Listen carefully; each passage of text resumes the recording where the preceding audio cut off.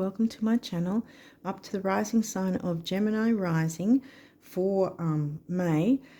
Okay, so in the description box below will be the link to the other video I do that's not a card reading, but I talk about the certain astrology highlights that we can, work through the energies of for the month ahead.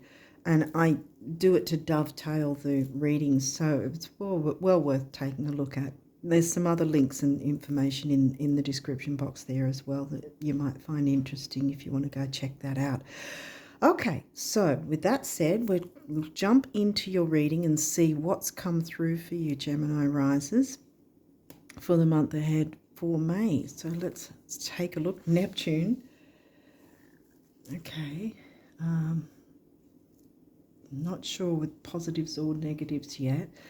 I have to say that it's taken me a few goes electronically and everything to try and start recording this video, so I don't know if that's got anything to do with what's going on. Okay, waxing gibbous. Well, that's probably, I think at time of recording, I think I'm already in that 3-day window now before the full moon. If you guys happen to see it on or after the full moon, this video, if I haven't been able to upload it before the full moon, take note of the time frame that is. That's around the 9th, 10th, depending on where you're located, between the 9th and 10th to the 12th and 13th when the full moon happens. So it's not exactly full moon energy. What's this? It's not exactly full moon energy, so it's the final, hang on, bit of a herb or something I think there. Yeah, so that's not full moon energy, it's still the new moon, last final tendrils of the new moon. So far, Neptune in the positive sense is things like psychic abilities, the Pisces 12th house themes, Neptune ruled. So like I said, going with the flow, psychic abilities, art, beauty, that sort of thing, dreaminess. Let's see what else comes through. Oh, okay, solar eclipse. Now, the next one's in September.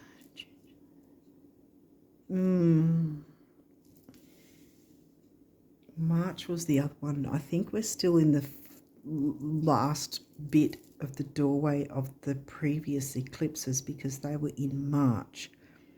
And this is a new moon. Oh, wow. This is a new moon eclipse. And I'm glad it's not the full moon eclipse, because otherwise I'd be giving you a heads up warning. But this is, we're talking about the eclipses back in March though. But yeah, this is new moon, so it's bringing in the new in a big, powerful way. And it just so happens that it was in sidereal Pisces, which is Neptune ruled. So that's interesting. We've got quite a bit of Pisces Neptune energy at the moment. 7th house is in Sag for you, because that's your descendant.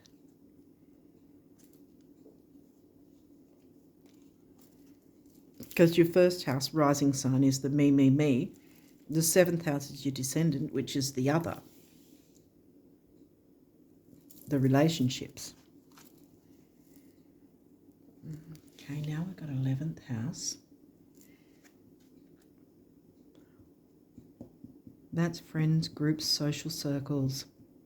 And that's in Aries, so sort of putting a spotlight on it, I guess, or putting that first, putting friendships first. Let's keep going and see what else we find. Well, now you've got another crescent time frame here. Well, this one's going to be further in the month after the new moon. Just thinking as well, because we've got the Libra house, but the full moon is going to be in sidereal Libra.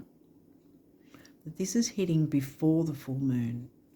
And this one's the new moon energy. Again, we've got the new moon energy bringing in the new in a big way. So friendships, groups, social circles, hopes, wishes, dreams, goals, ideas, ideals in the 11th house, which is Aries. So it's sort of like, you know, pushing that forward. The time frame for this guy over here, the new moon's going to be in Sidereal Taurus, and it's going to be on the 27th of May. Some places it'll be the 26th, like US and UK may have it on the 26th. I haven't actually checked that, but that's my guesstimate, whatever. So far there's a lot of bringing in the new. Now we've got 8th house, the Scorpio house in Capricorn. Shared resources, friendships, groups, social circles, and then we've got the relationship house as well. Easygoing Sag for you, because that's your descendant. Another moon crescent. And this one's after the full moon.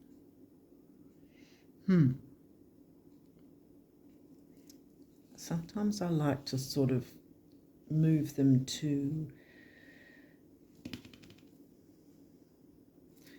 got a feeling I want to put that ahead though.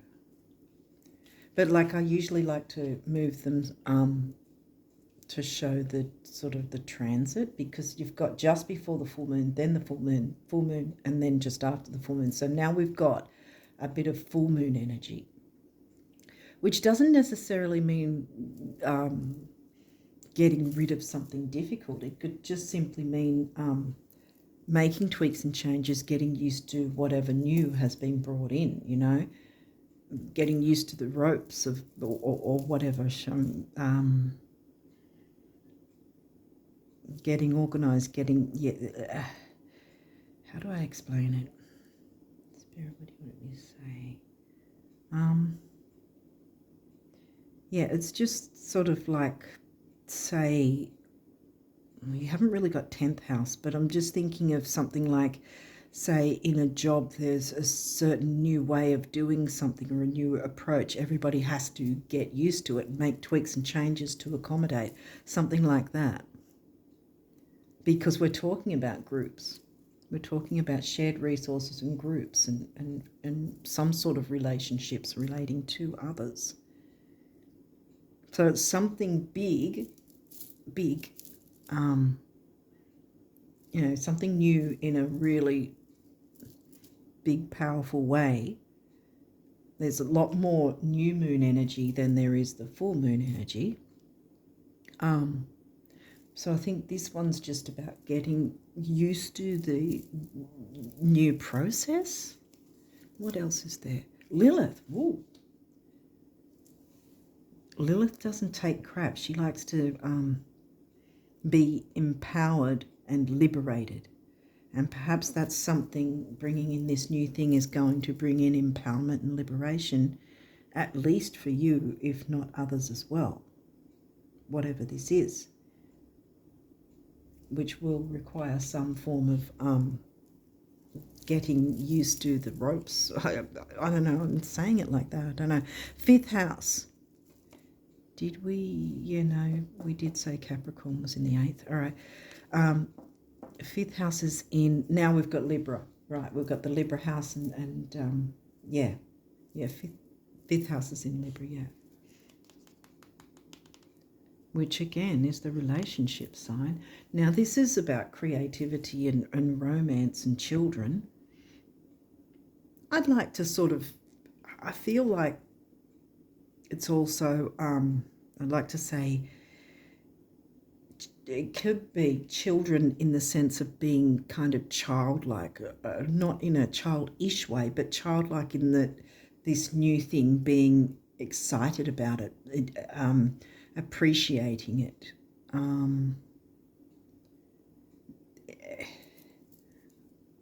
the creativity. It's something to do with creativity, obviously. But yeah, I've got this sort of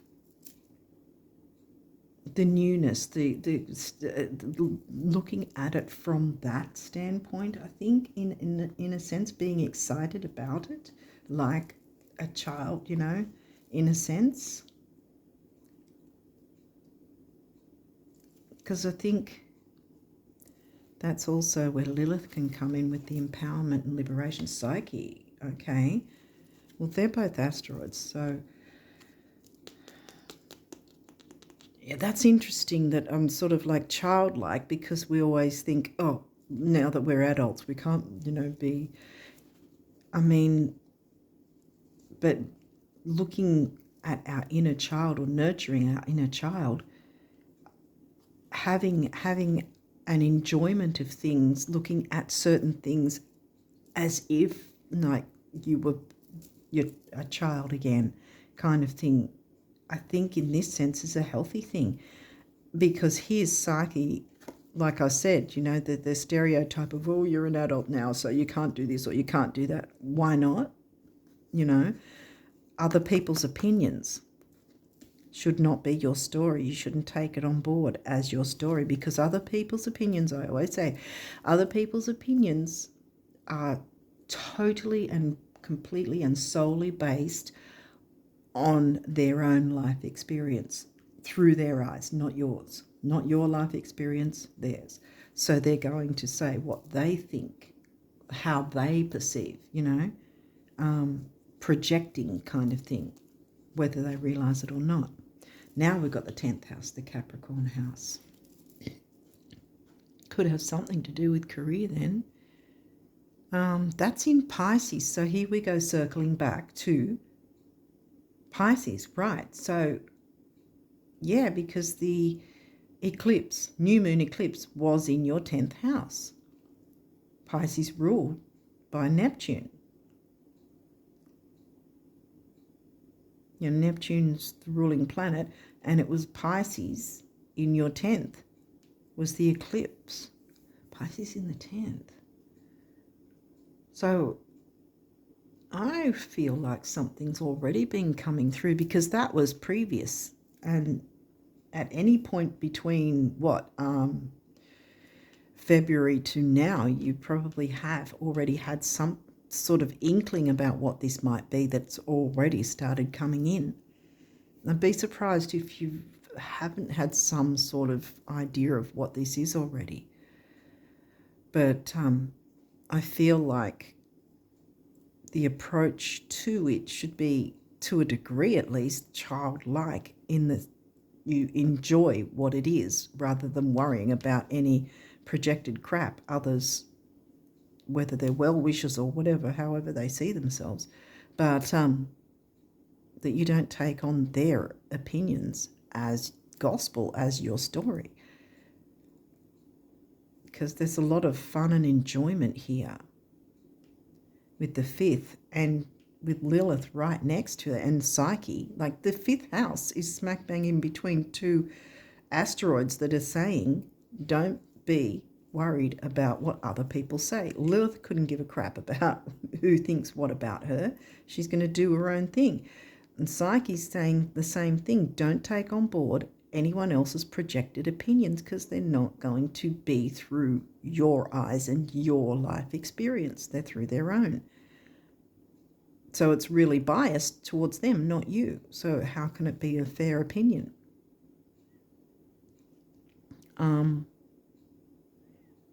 But yeah, I think that you're asked not to be too concerned. And this is where Sag comes in as well, the freedom and easygoing expansiveness of Sag. Jupiter ruled Sag. Sag is easygoing, you know, and I think there's a mix of being easygoing, Libra house, and then the Libra sign, enjoyment and having fun with others, because I think this isn't just about you. It's groups, friendships, social circles, something to do with, or some link in some way with your 10th house career, because there's shared resources, see, back there in the 8th. And Capricorn See, we've got the Capricorn house and the Capricorn sign. Something to do with now your rising sign. And the energy is communicative, mischievous. Yeah, see, mischievous, lively, witty, and informative, stimulating exchange is possible. I think from what I'm getting so far is whatever this is that has started to come through, and if it hasn't started, then open up to it because it wants to come through, and you're asked to enjoy this with others who will enjoy it, not others who won't, if that makes sense. Any well wishers or any negative Nancys or whatever, no offense if anyone's named Nancy. But yeah, don't take on board other people's projected opinions, because this, I think, is strongly asking you to open up to whatever this is if you haven't already, but also experience it in an enjoyable, childlike way, not childish, childlike. There's a difference. Leo, got the Leo house, now the Leo sign. The energy is flamboyant, dramatic, proud and passionate. It focuses on the importance of self-belief. Yeah, believing in yourself. Lilith believes in herself, and Psyche's saying don't believe in other people's opinions, believe in your own. What do you think about things? How do you feel about things? About whatever this is that you're bringing in. Uranus. Uranus rules the 11th house themes and Aquarius. Your potential for sudden change, enlightenment and awakening. Yeah, and I think it's going to be like a group kind of awakening thing in a sense, but not in a bad way, because there's too much of this new moon energy, and there's the empowerment and liberation, I think, by tapping into your creativity. There's some form of shared resources, something connected with some kind of career, work, sort of, maybe it's a workplace with there's groups that you work with or something in some way. It could be online as well, because Gemini and Aquarius are the technology signs. Mars. Your physical energy drives strength and fighting spirit. Fight for what you want. Fight for your liberation and empowerment, and, you know, others as well, I guess. Stand up and allow that to come in, you know, take the leap. Aries is in the 11th. Mars rules Aries.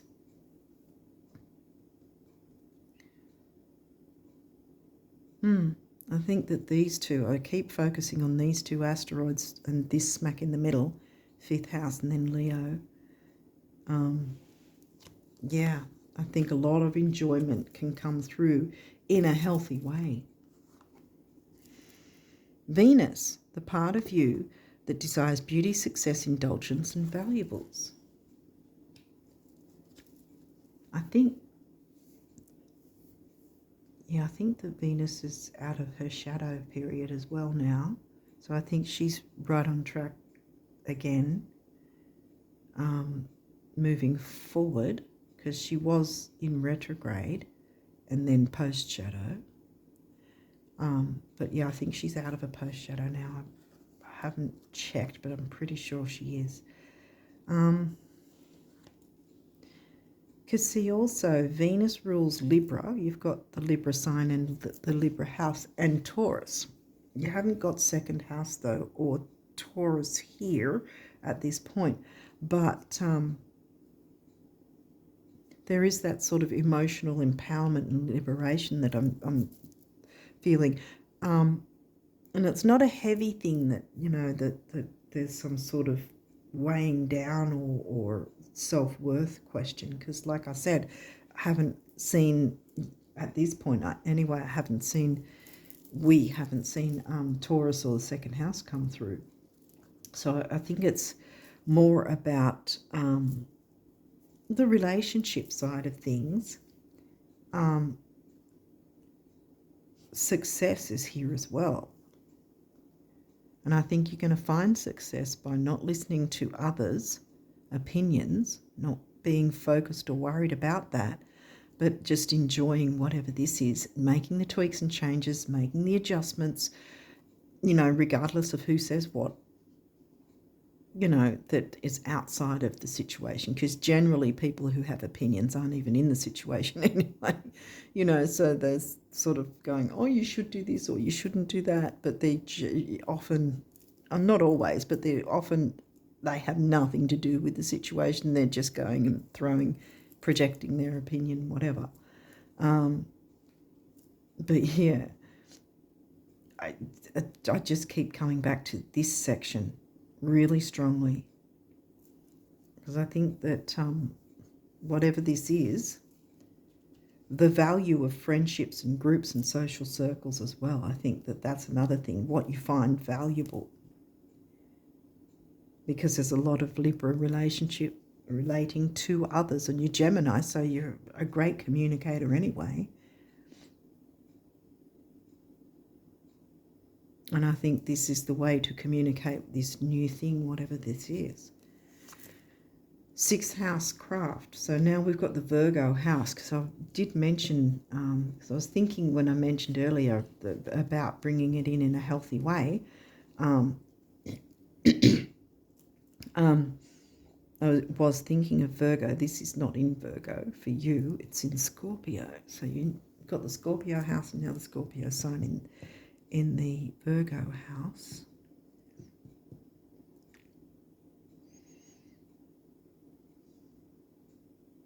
So an intensity with health, duty, service to others. Scorpio, yes, it can be intense, but it's not always intense in a negative way. It can be intense in a positive way, and maybe to a degree, like I said, in a healthy way, because this is still the Virgo house covered by Scorpio. In a healthy way, bring in that childlike, enjoyable atmosphere for yourself and others. Sort of promote that in some way, because it's going to be liberating and empowering for yourself and others.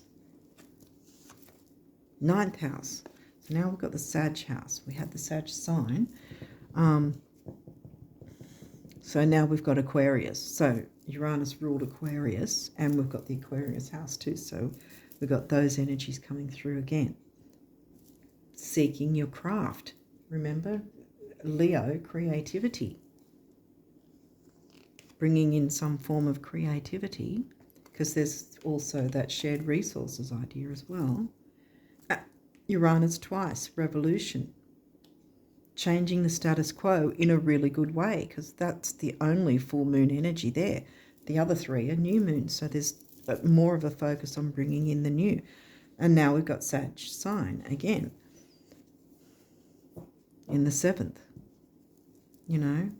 A revolution with your friendships, perhaps groups, social circles.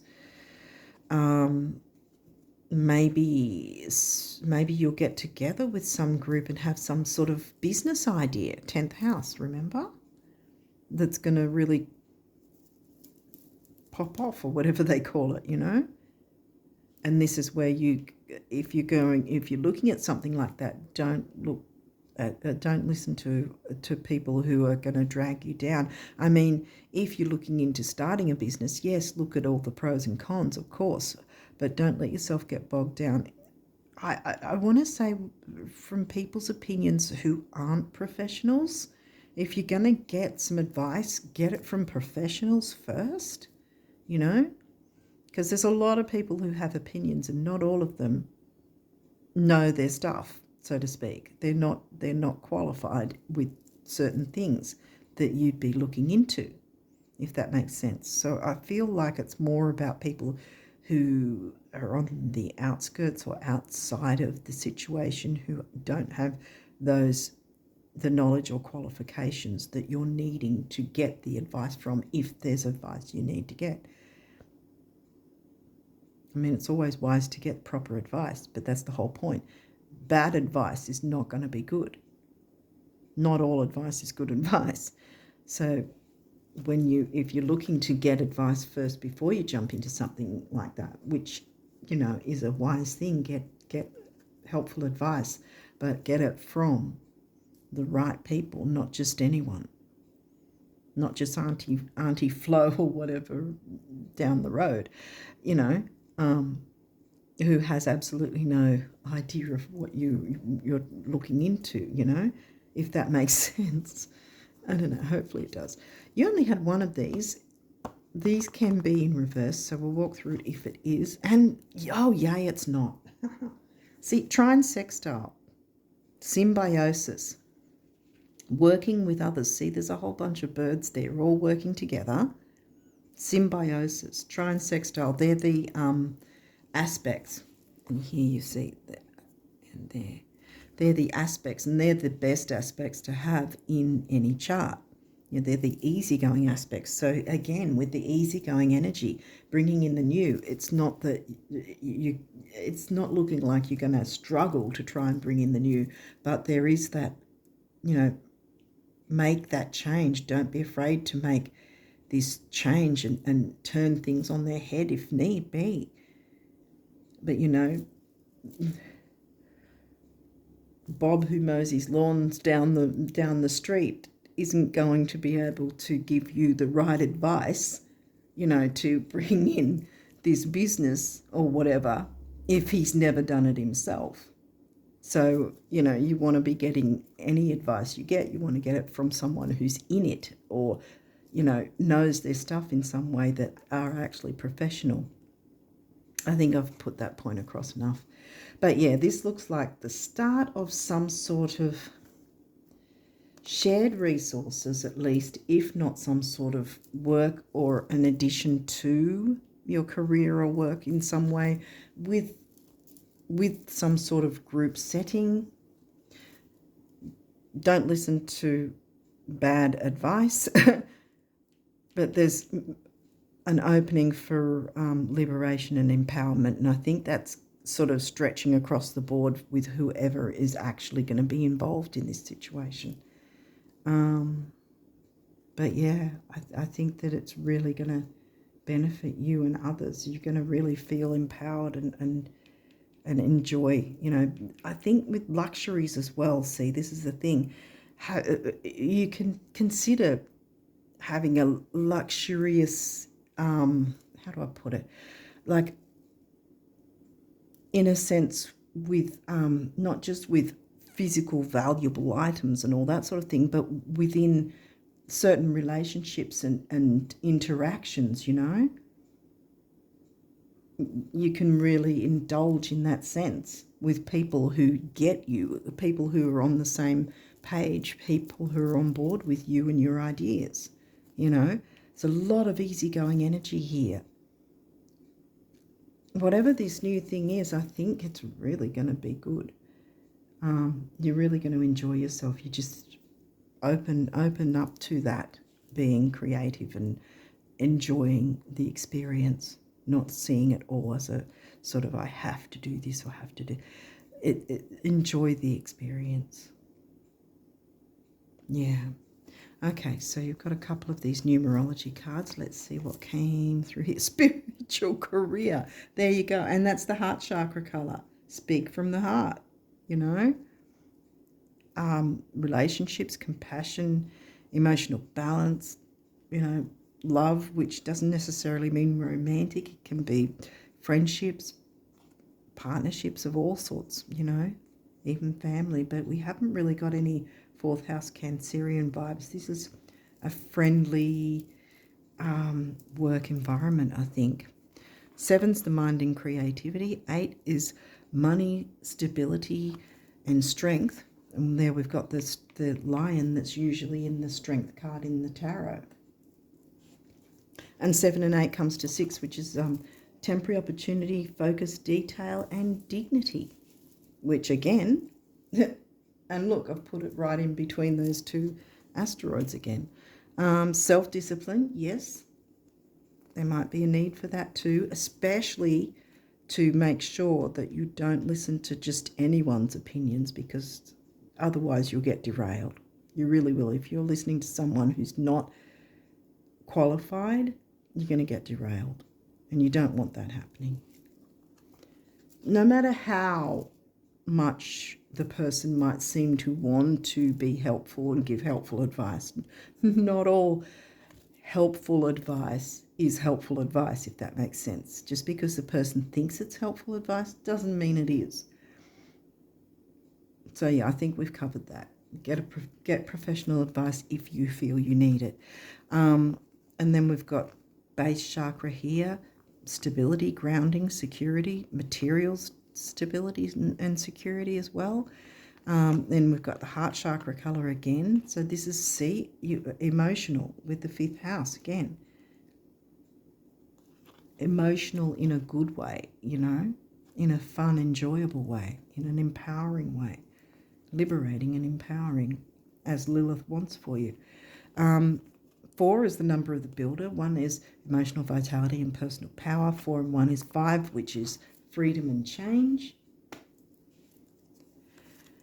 1, boom, new beginnings. And then we've got the base chakra red again. Stability, grounding, security. Emotional vitality and personal power. Yes. And what's this guy saying? Compassion. Self-compassion.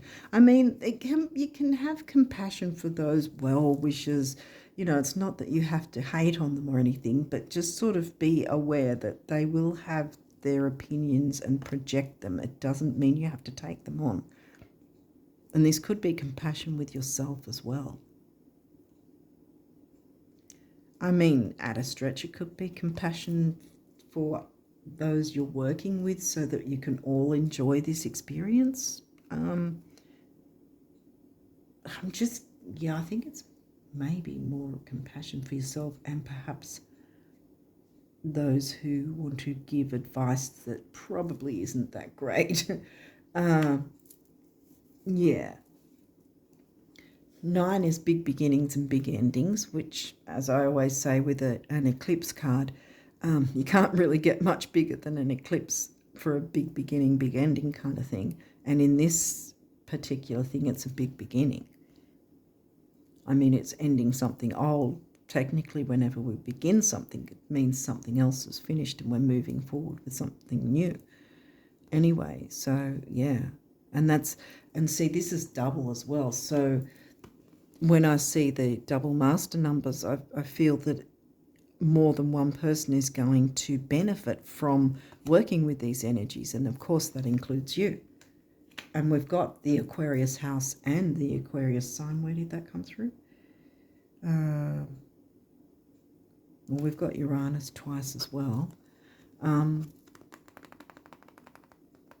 Yeah, Aquarius is in the 9th. That's right. I knew it came through somewhere. I was like, where did it? Yeah.